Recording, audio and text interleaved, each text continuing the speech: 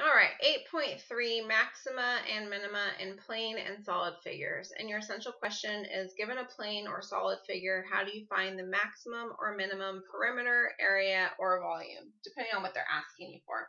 We've done a lot of this in the past, where we basically calculate our maximum or our minimum of a polynomial within certain areas. And in those maximum or minimum spots on a graph,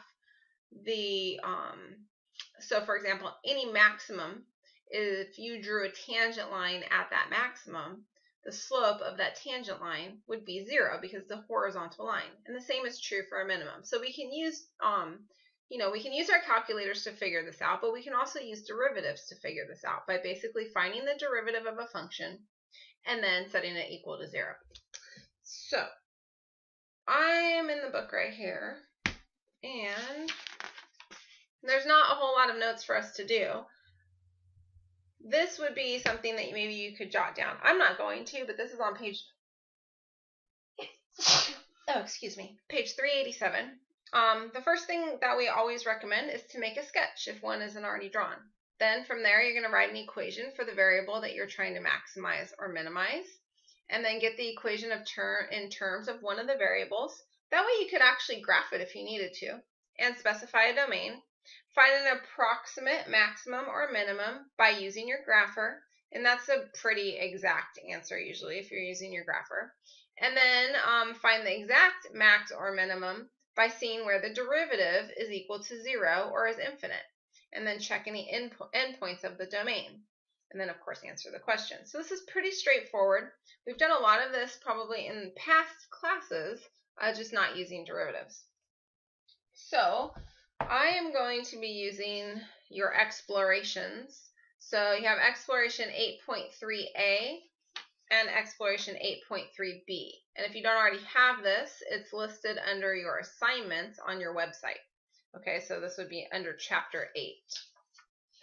Oh, they're listed in exploration. So you just have to go in and print out the ones that you need. So this is going to be page 120 and page 121. They're PDF files. I can't separate them. Okay, moving on. So I'm really just going to do these examples with you, and then possibly continue on with a couple more problems just to kind of help you out. All right, so starting with 8.3a, the exploration. Developers plan to build motel units with 3 rooms in a row. So here's the picture. It's already drawn for you, right? So motel units with 3 rooms in a row. So here's an example, here's an example, here's an example. The rooms are different sizes, or they have different shapes, I should say. Each room must have 400 square feet. So actually the rooms are all the same sizes. It's just the dimensions of those sizes of floor space. To lower construction costs, they want each unit to have the minimum total length of walls. Because if we have the minimum total length of walls, then we don't have to use as much construction supplies. So the figure shows 3 possible configurations for a motel.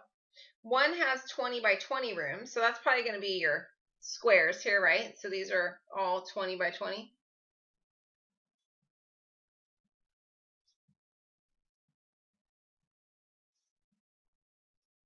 And so are these interior walls.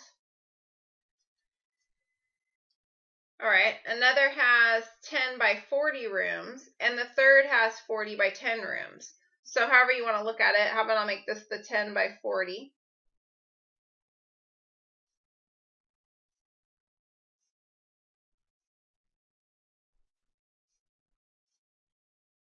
And then I'll make this the 40 by 10.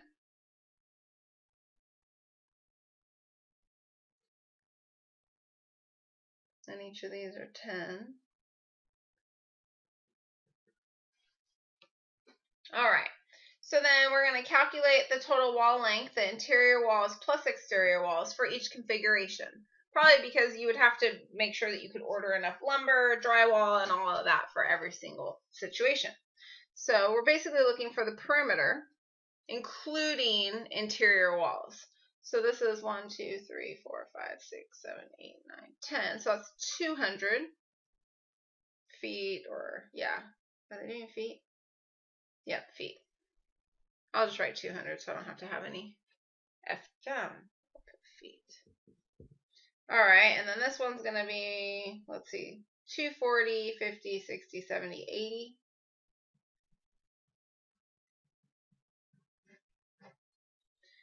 And then this one's going to be 1, 2, 3, 4, 160 plus another 60 is 220.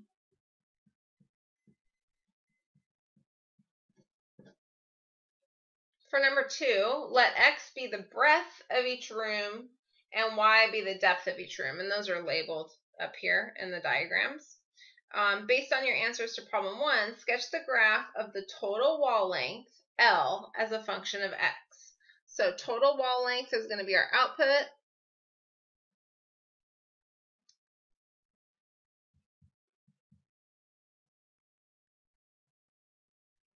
And it's as a function of X. So this will be our breadth. So basically for our breadths, we have either 20, 40, or 10. So how about I go by 10s? 10, 20, 30, or 40. And then for our total lengths, we have either 200, 220, or 280. So let's see, I'll go by 20s. So I'll start here at 200, 220, 240, 260, or 280. So when the breadth is 10, which is this one here, I have a total of 220 feet. So I'll plot that. When the breadth is 20, which is this one here, I get a total perimeter or total wall length of 200. And then the only other one I have is when the breadth is 40, which is this one, I get a total of 280. So it looks something like this.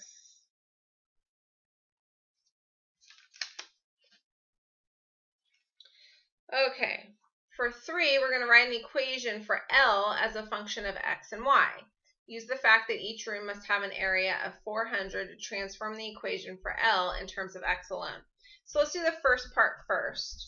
So we're going to write an equation for L as a function of X and Y. So the total wall length here for each of these has had like 6 X's and 4 Y's. So L equals 6 X's and 4 Y's. Okay.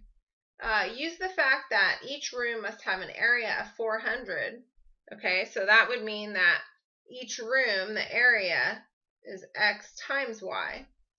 Right, if I look at each and every single room, right, it's X times Y is going to give me the area. Now that area has to be 400, so I can plug in 400 for area.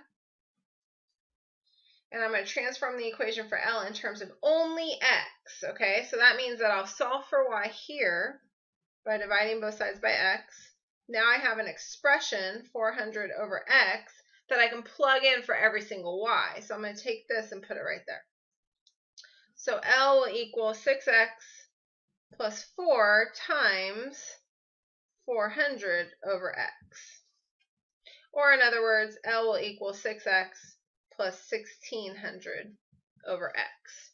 You could also write this as L equals 6X plus 1600 times X to the negative 1, which might be more useful for when we're actually doing derivatives. So either one of these is totally fine. I take either one of those answers. Number 4 asks us to plot the graph of L as a function of X. Sketch the result. Okay, so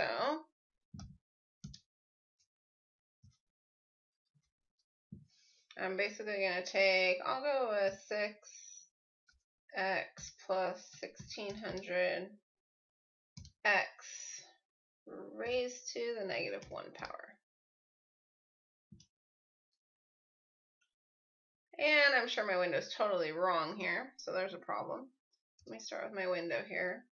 I'm going to go, x max was 40, so let's go, how about 50? And then I need to go up to at least 280, so how about 300? Oh, that's much better. Okay.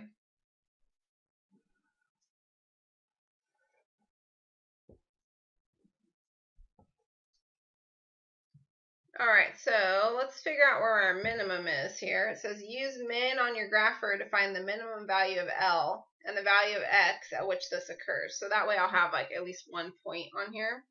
So I'm going to do second calc, and I'm going to calculate my minimum.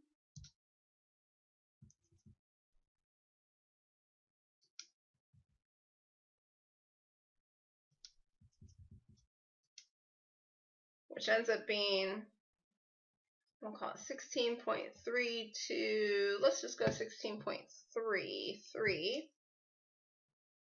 And the Y value when that occurs is 195.96. And the curve looks something like that. And it says show this point on your sketch, which I did. And if I want to be exact, I can maybe do a little dotted line. All right, now we're going to use derivatives to calculate algebraically the value of X that gives the minimum value of L. Okay, so we'll start there and then we'll come back and we'll justify. All right, so if I want to know my minimum, well, that's going to be a place where if I were to draw a tangent line at that minimum, the tangent line is going to be horizontal, so the slope is 0 there. So to find the slope of the tangent line, I use derivatives. So I'll do L prime of basically my function right here. So that's going to be 6 minus 1600x to the negative 2.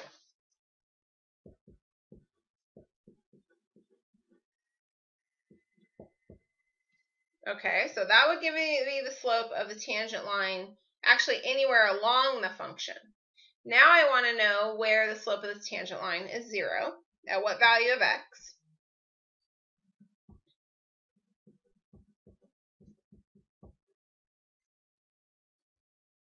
Okay, so I just rewrote it so I don't have a negative exponent anymore. And now I'm going to solve. So I'm going to bring this negative 1600x squared over here. So that way it's positive. You can think of that as 6 over 1. So then I'll cross multiply. So I get 6x squared equals 1600.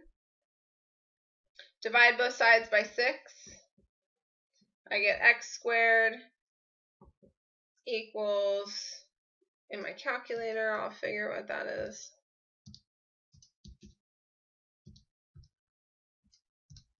Uh, 266.667. That's approximate. And then take the square root of that. And I get about 16.33.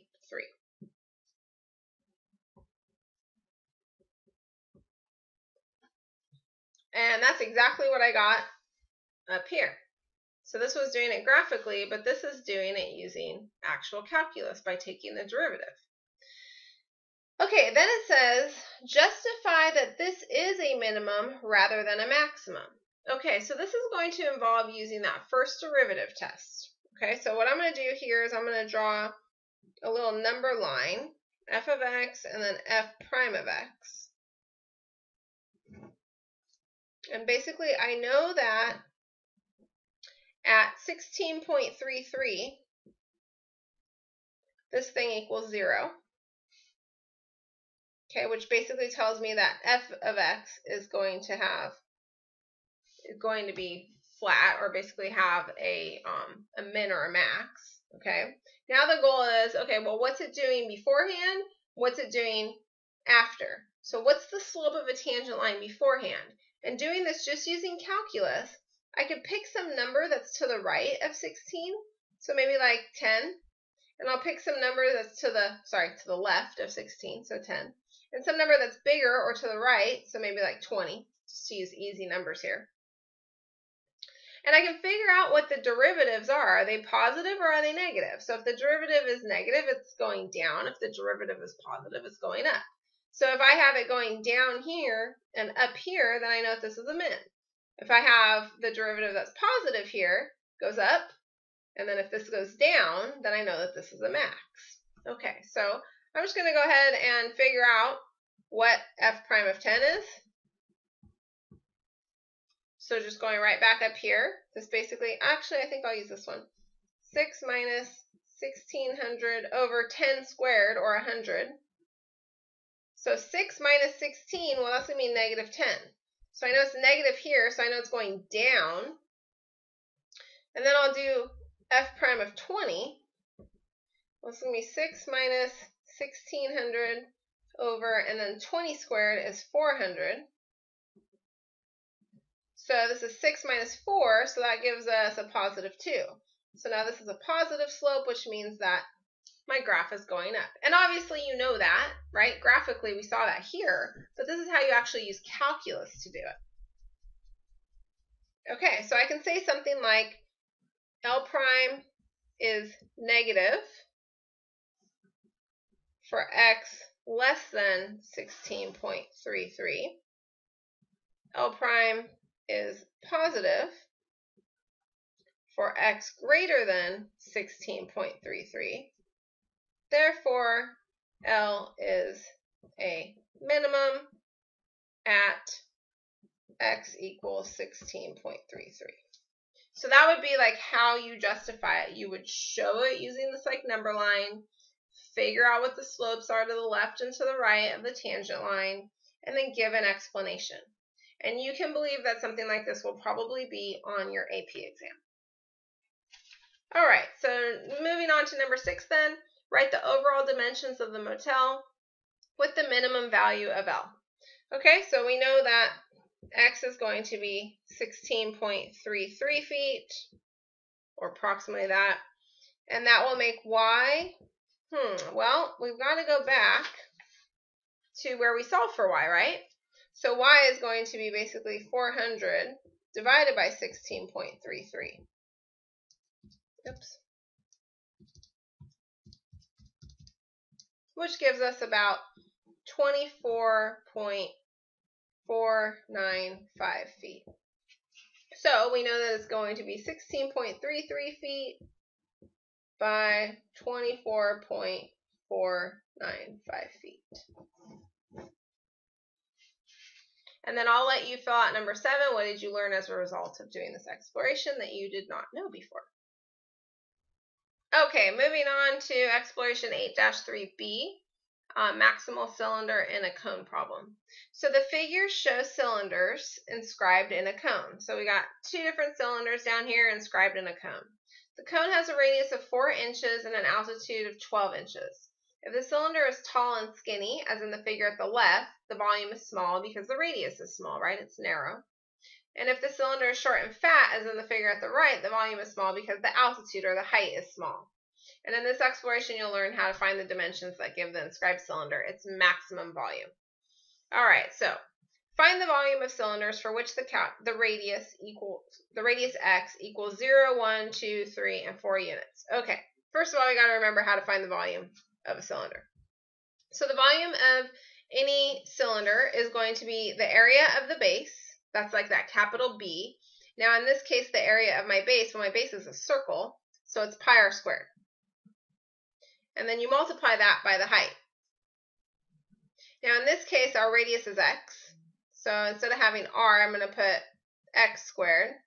And our height is y. So instead of having h, I'm going to put y. Okay, so for this, I need to know what both x and y are in order to get volume. Okay, so, well, when x is 0, that's pretty obvious. When x is 0, when the radius is 0, you're not going to have any volume. Okay, but when the radius is 0, then we'd be all the way up to the very top here at 12. But you plug 0 in here for x, you're just going to get 0. And this is going to be in inches cubed.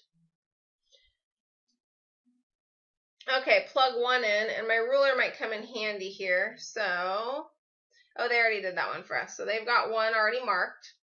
So when I plug 1 in, I'm up here to 9. I'm just going to leave these answers in terms of pi so I don't have to get out my calculator yet. So let's see here. If I plug in 1 for x, I get pi times 9, so 9 pi. 2, okay, this might be where I want my calculator out. Or I'm sorry, not my calculator, my ruler. Let's see if I can make this as exact as possible. Because I got to figure out where this thing actually crosses. All right, so that's going to be 1, 2, 3, 4, 5, 6. Okay, so I plug 2 in here. I get 4 pi times 6 is 24 pi. Okay, let's do 3 now. Again, I'll try and be as exact as I can. Ooh, that's a little bit off. I'm pretty sure I'm supposed to be here, though. That would be 1, 2, 3.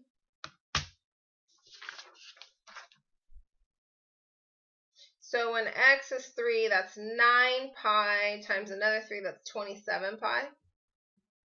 And then the last one is 4. And no, they didn't do that one for us. I thought they might have. Oh, well, when it's 4, then how tall is it? It's 0, right? So that's going to be another volume of 0.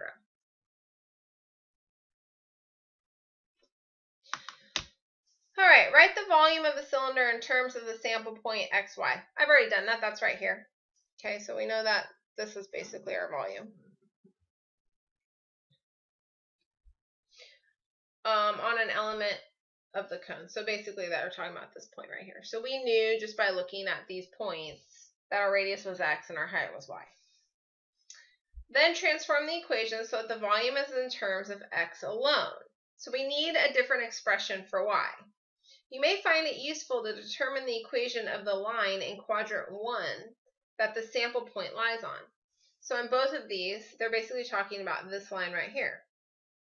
So let's talk about that line. Equation of a line can look like this. My y-intercept is 12. Figuring out my slope, well, my rise is 12, my run is 4, so my slope is 3.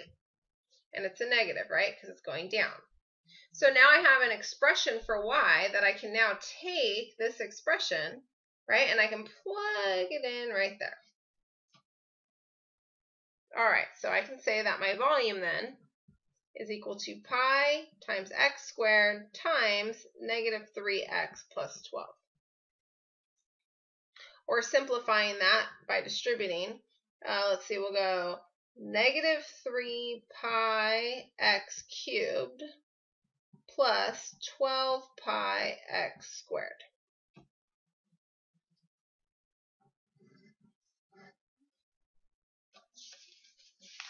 Moving on to number 3, we're going to differentiate both sides of the volume equation in problem 2 with respect to x. So I'm going to take the derivative of the volume with respect to x. And then on this side, I'm going to go ahead and differentiate. So if I bring that 3 down, I get negative 9 pi x squared. Plus, bring that 2 down, I get 24 pi x. So there's our derivative. To number 4, as x increases, the volume increases, reaches a maximum, then decreases again. At the maximum point, its rate of change will be 0, right? So think about like the volume function, right? It gets bigger and bigger and bigger until it gets so big and then it starts decreasing. And I think that's somewhere between when the radius is 3 and 4, right? Because it kept increasing, and then all of a sudden it was back down to 0. Okay, so the maximum is going to be somewhere between the radius being 3 and 4. I can already tell that. So let's do this using calculus because we could also graph this, right? We could end up graphing, actually we want to probably graph this equation, and then we can figure out where the maximum, what x value would give us the maximum, and that would be using our algebra. Well, let's use our calculus now. All right, so set dv dx from problem 3 equal to 0 and solve for x. So that's what we're going to do. Wherever my maximum occurs, the slope of my tangent line will be 0. So I can set my derivative equal to 0. Oops.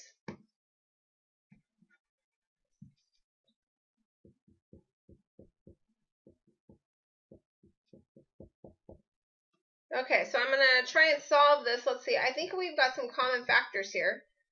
So I can pull out, how about a negative 3 pi x, leaving me with 3x minus 8. So I know that x will either equal 0 or x will equal 8/3. Maybe that wasn't the maximum. Maybe it's not between 3 and 4. I'm thinking it's actually at 2 1/3, right? Okay, so let's see, because this one gave us not a maximum volume. We already know that. When the radius was 0, give us 0. So I think between 2 and 3, it actually reached a maximum point. So good thing that we did this and didn't just go off of me looking at a table of values. All right, plot the graph of V, sketch the graph here, and show on the graph that the maximum value occurs at the value of x you found algebraically in problem 4. So this is probably going to be it. This is definitely not going to be it. Okay, so I'm going to now go back and do what I said we could have done using algebra before. So we'll go negative 3 pi .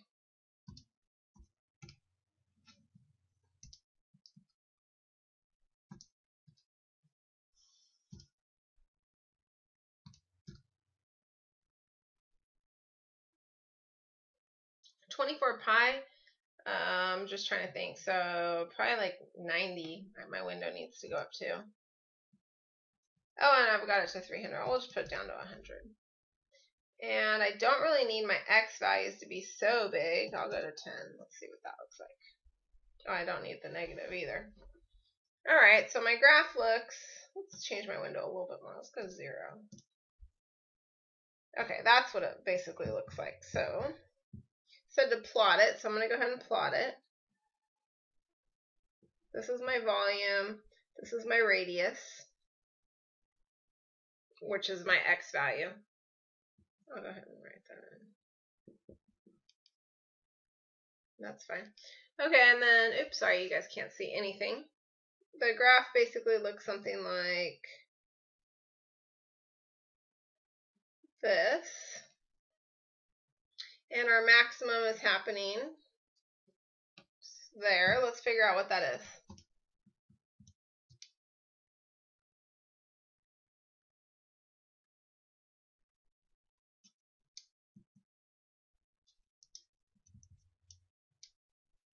At 2.66. So basically 2. Oh, 2 2/3. Oh, I didn't do my math right. 2 2/3. Darn it. I said 2 1/3.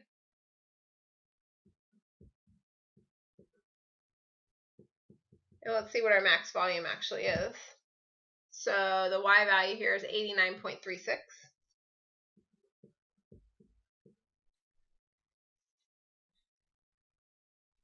Okay, so find the radius, altitude, and volume of the maximum volume cylinder. So the radius will equal 2.667 inches. The volume will be 89.36 inches cubed. I need to know the altitude. Well, that's going to take me back to what my y equals. So when x equals this, what is y?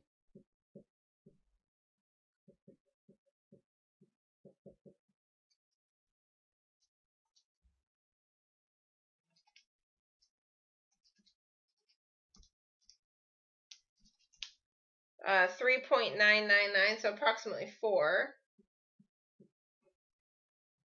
Did I answer it all? I think so. Oh, and that was my height. So we'll say h is approximately 4. Or they use altitude.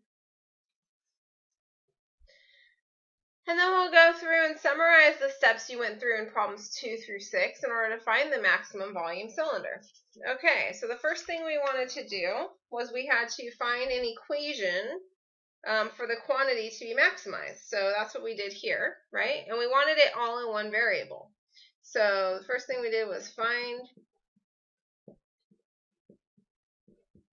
equation for quantity to be maximized. However, had there not been a drawing, that would have been the very first thing I would have done. Okay, so I would have definitely had, like I had shown you at the beginning of this lesson, our first step would have been to make a sketch if one wasn't already drawn. But it already was. Okay, so we skipped down here to step 2.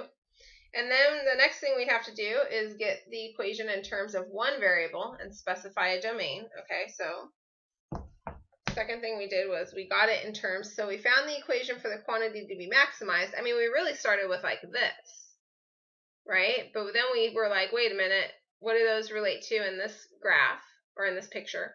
And then what do they actually relate to, like in an actual graph? And then we were like, okay, well, we can't have an x and a y and a b, so we need everything to be in terms of just x.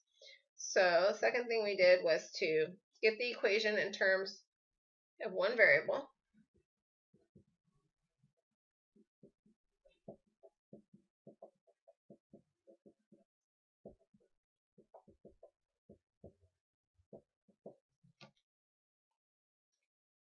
Okay, so after we did that, the next thing we did here was then find the derivative.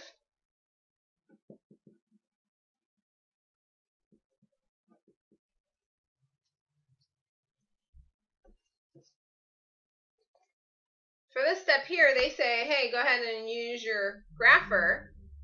We actually did that to check, right? So I would skip this step and just use that as a check. Okay, and then when you find the max or minimum by seeing where the derivative is equal to 0 or infinite. So last thing we did was to find the maximum, which was basically we took the derivative and set it equal to 0. And then after that, yeah, we went through and we checked using our grapher. And then we were able to answer the question. Okay. Check using grapher.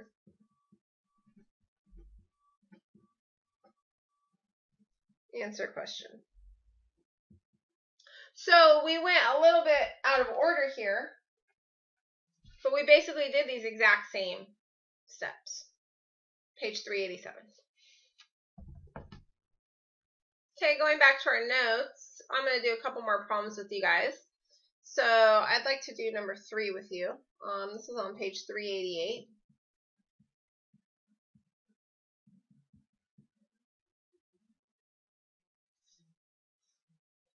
So this is a 2-field problem. It's right here. Elementary, has 600 feet of fencing to enclose 2 fields. One field will be a rectangle twice as long as it is wide, and the other will be a square, and the square field must contain at least 100 square feet. The rectangular one must contain at least 800 square feet. So we got A, B, and C here. So for A, if X is the width of the rectangular field, what is the domain of X? All right, let's try and figure this out here. So the rectangular field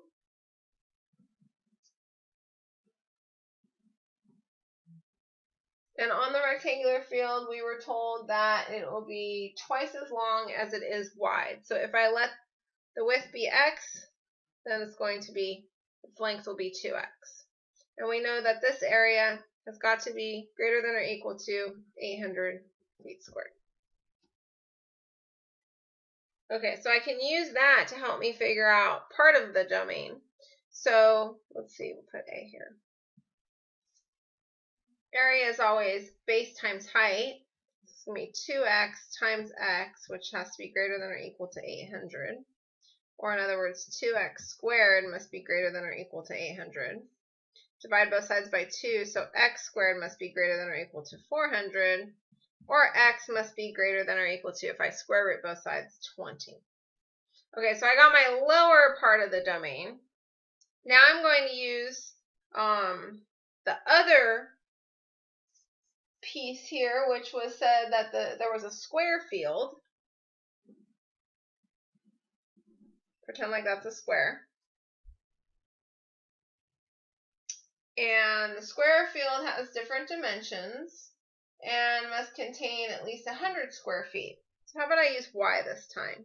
So this is y times y must contain at least 100 square feet. So then I can say, well, y squared must be greater than or equal to 100. Or in other words, y must be greater than or equal to 10.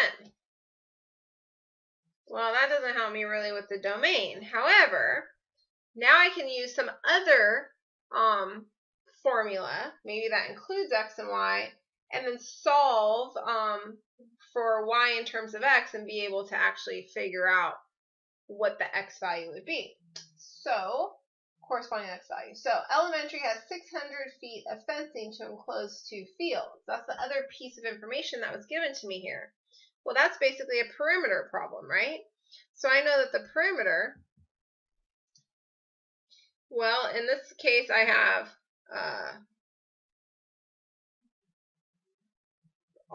both fields. I have 2 x's and another 4 x's, right? Just adding those together, x plus 2x plus x plus 2x. It's going to give me a total of 6x. And then this other field has y plus y plus y plus y, so plus 4y. And I know that altogether that perimeter needs to be 600.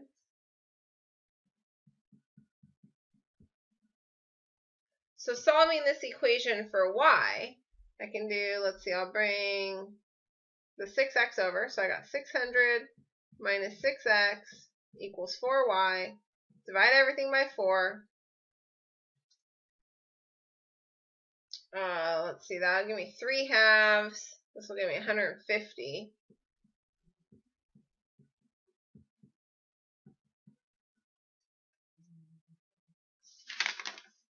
Okay, so now what is y equal? Well, I can actually take, let's see, this is equal to y. This is greater than or equal to y. So I can actually take this right here, plug it in for y, and then solve for x and get my other part of my domain. All right, so that's what I'm going to do here. So I'm going to say, all right, well, really 150 minus 3 halves x is greater than or equal to 10 because this is what y equals. Let me go ahead and solve for x. So I'm going to subtract 150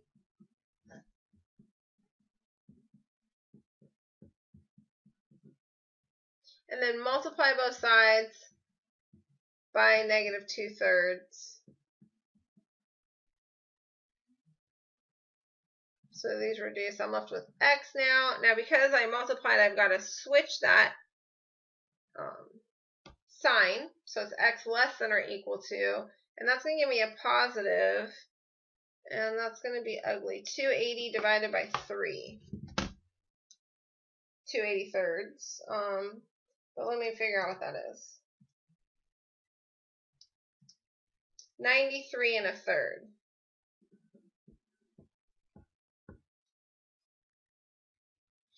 Okay, so my domain of x is basically going to be, it's got to be greater than or equal to 20, but less than or equal to 93 1/3. So there's your domain. So we just answered A. Now we're going to go on to B.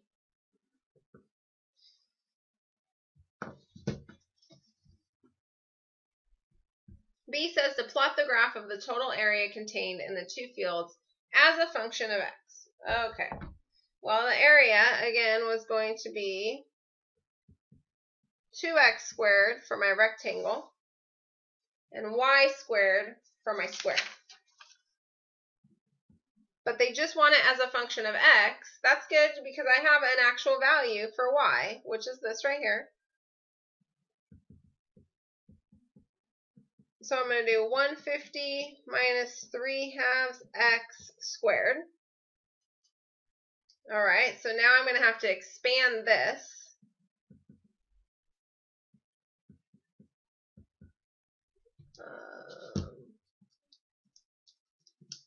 That's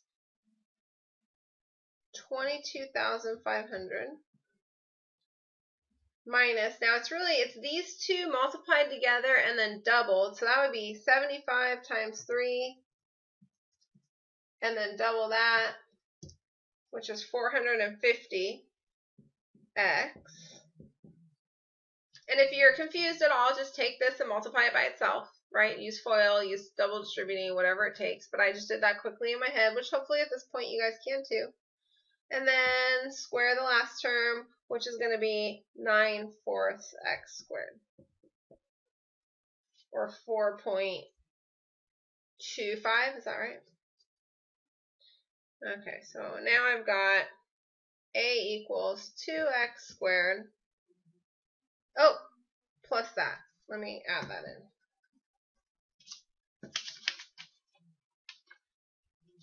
2.25, that's what that is. Okay, so 9, let's just make sure. It's 2.25, plus I'm going to add 2, so I end up with 4.25x squared. Minus 450x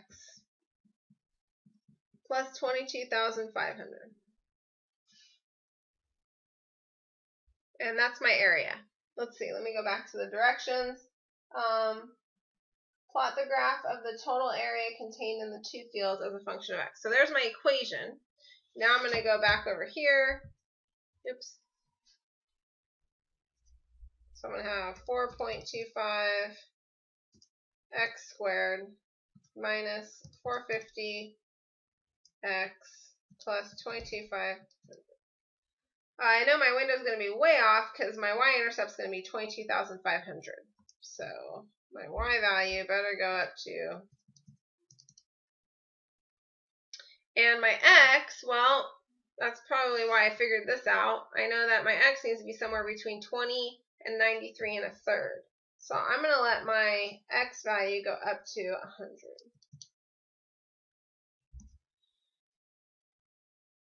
And there's our graph. Let's see here. I'll just put it here. It'll be bad.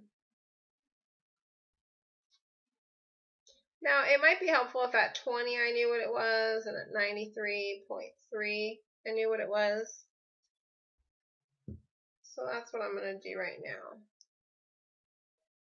And the way I can do that quickly is just set up my table. I'm going to start it at 20, get that value. So at 20, it's 15,200. Let's just call that 15,200. And at 93.3, oops, it's 17,511.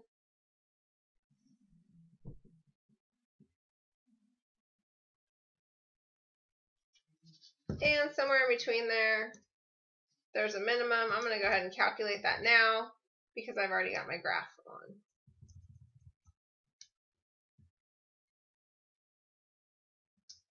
And we're probably going to end up having to use calculus to do this as well, but at least I'll have the answer.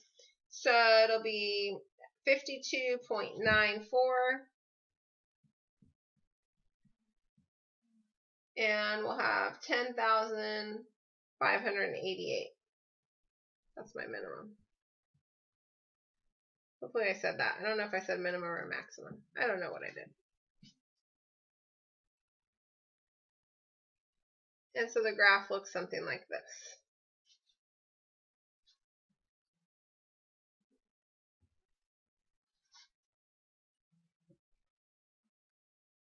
Okay, and this is going to be my area.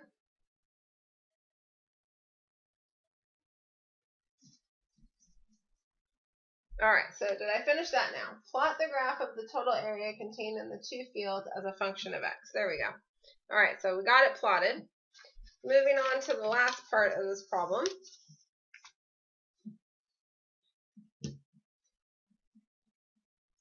C says, what is the greatest area that can be contained in the two fields? Justify your answer. So, if we just look at the graph that we just had, actually I'm going to use this one. It looks like the maximum area that we can have is 17,511. Okay, so that's what I'm going to say. Just looking at this graph,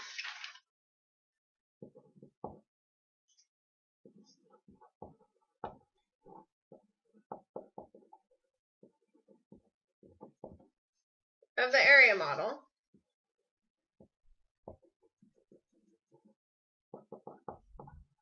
it appears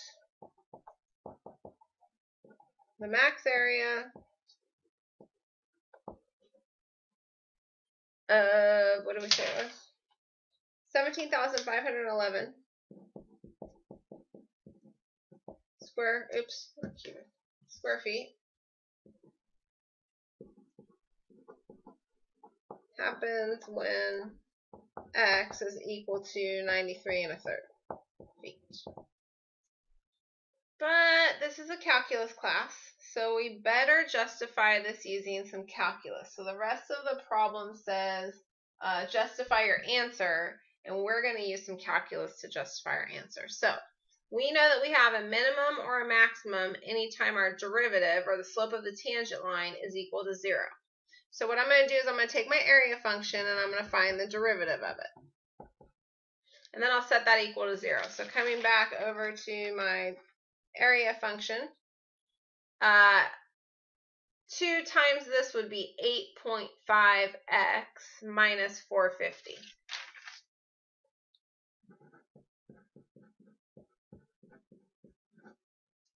Okay, so I'm going to set that equal to 0. Move the 450 over. Figure out how many times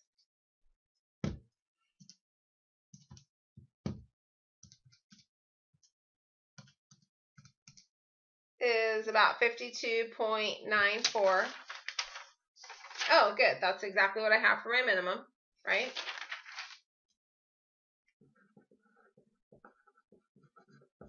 Okay, so we know that this is a minimum.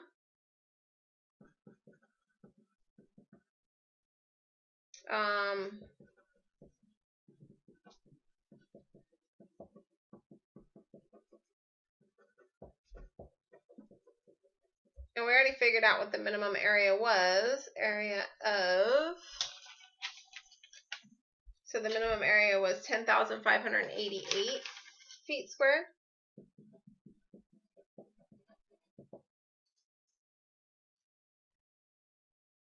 We didn't get any other, so if you take the derivative function and you set it equal to 0 and you only get one answer, that means that there's only one critical point within your domain. So this is the only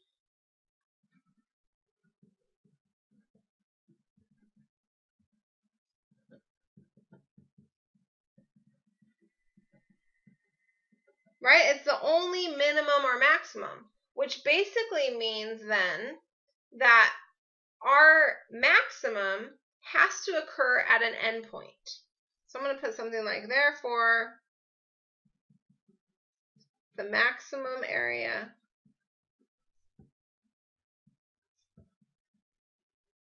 occurs at an endpoint. So now we look at our endpoints, and we already did this. The first endpoint, when x is 20, gives us 15,200. The second endpoint, when x is 93.3, gives us 17,511. Okay?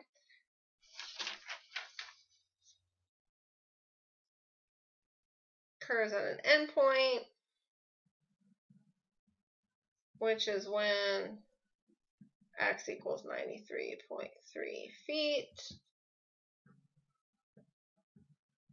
for a maximum area of, what did we have again? 17,511. That number might be off because I did some serious rounding, but it's close.